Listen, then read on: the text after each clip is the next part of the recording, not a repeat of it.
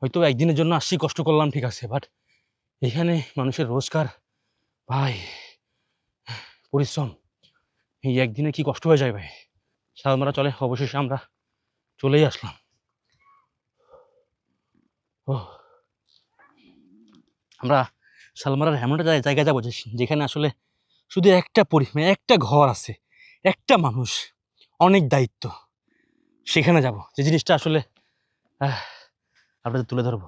সাথে আছে নাজমুল ভাই, সাথে আছে নাজমুল ভাই, এবং নাজমুল ভাই হইতেছে এই, আমার কাছে মনে হয় ব্র্যান্ড প্রমোটার এই চরের থাকবে। আমি আবিষ্কার করতে চাই, সে আবিষ্কার করছে আসলে এই চরটা, মানে আপনাদের সামনে আবিষ্কার করছে আর কি, মানে চরের সৌন্দর্যটা আর কি।